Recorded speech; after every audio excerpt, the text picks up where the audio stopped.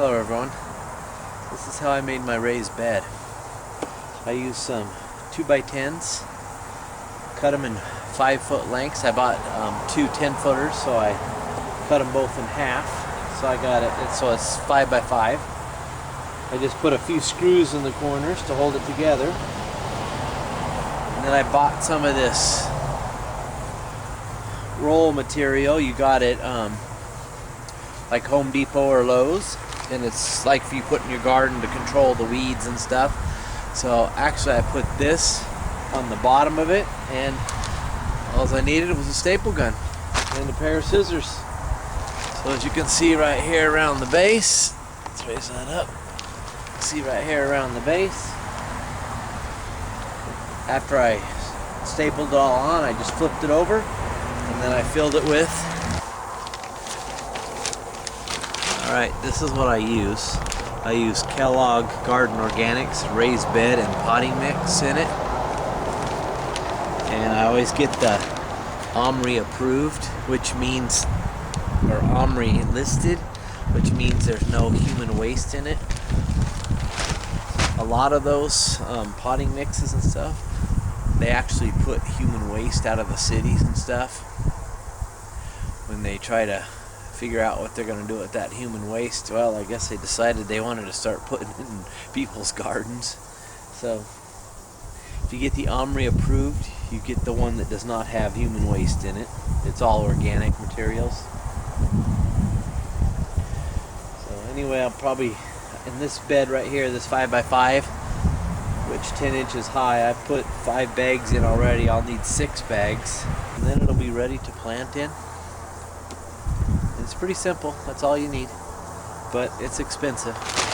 These are this material is $7 a bag, and so 7 times 6, $42. That's pretty expensive. $14 for the roll and $20 for the board. So that's a lot of money,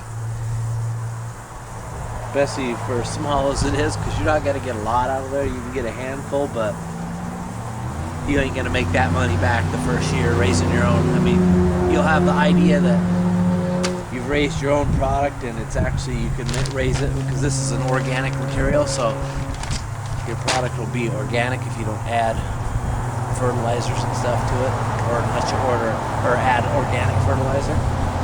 Every year you can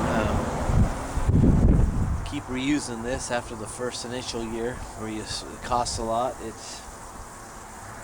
You just kind of can add some nutrients to the dirt that's in it, and add another bag of this or so in the next following year and mix it in. Keep the dirt fresh. But the one I had before, this is a brand new one I just put together, but one I had before I used for several years. And then when I was done with the material, I just tilled it into my regular garden. As you can see, the material is pretty fluffy, so it's not going to be compacting down on your roots or anything, so the roots will be able to spread out pretty good. So that's how easy it is to do a raised bed. It's pretty simple. You can even set it up on your yard. You can always replant the yard if you ever move your thing. So if you don't have any space in your, you have a little backyard or whatever, and you don't have a lot of space, put yourself together a little raised bed. I mean, you have one like this. As long as with this good material, you're not gonna have shouldn't have any weeds growing up in it, as long as you put the plastic underneath of it, or this material, so the weeds won't grow up through it. And what's nice about this, it doesn't have any weed seed in it, so it doesn't have anything else that's gonna sap the nutrients out of it. So you can actually pack that thing really full. I'm gonna do like a row of lettuce and a row of cabbage, and probably some a couple rows of small carrots, and then a couple rows of beets. And you can put them really, really close in this material, because you're not gonna have weeds coming up. Because when the weeds start growing up in your garden, they sap a lot of the fertilizer and nutrients is out of your dirt. So that's what's nice about a raised bed. You don't have to worry about that.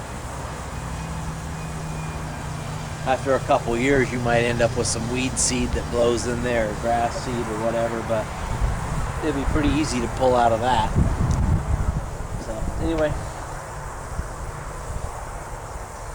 I'll see y'all next video. Have a good one.